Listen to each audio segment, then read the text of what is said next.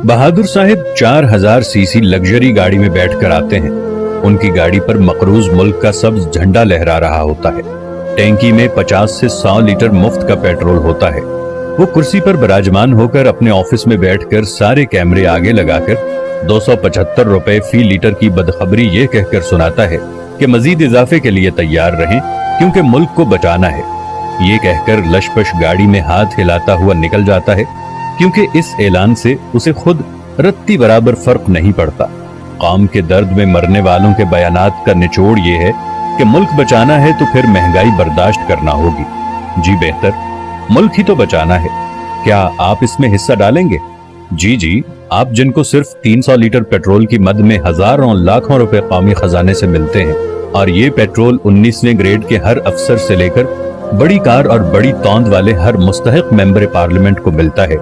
इसी 90 अरब माहाना सिर्फ मुराद पर खा जाने वाले मगरमच्छ सिर्फ 1 साल के लिए क्या मुल्क बचाने में हिस्सा डाल सकते हैं?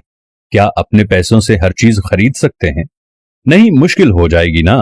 मुफ्त बिजली, मुफ्त पेट्रोल, सब्सिडी और टैक्स फ्री अय्याशी, मगर वीआईपी इलाज, एयर कंडीशन घर, एयर कंडीशन ऑफिस, मुफ्त तालीम, पूरी दुनिया के मुफ्त चक्कर, ये सब न रहा तो ये मुस्तहिक अशराफिया तो मर जाएंगे।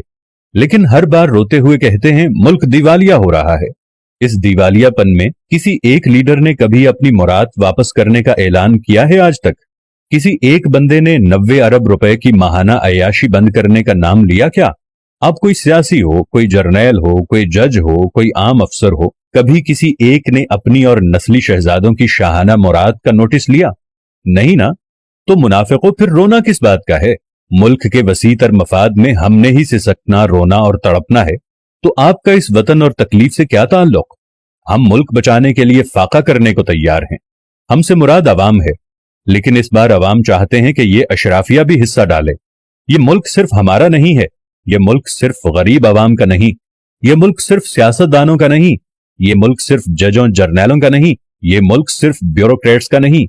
अगर ये मुल्क किसी एक का नहीं तो हिस्सा डालने के लिए हर वक्त सिर्फ गरीब ही को क्यों आजमाया जाता है? अगर कोलंबो जैसे हालात पैदा हो गए हैं ना, और एक एक अय्याश को गिरेबान से पकड़कर कौम चौक में ले आए, तो कौम को इल्जाम मत देना।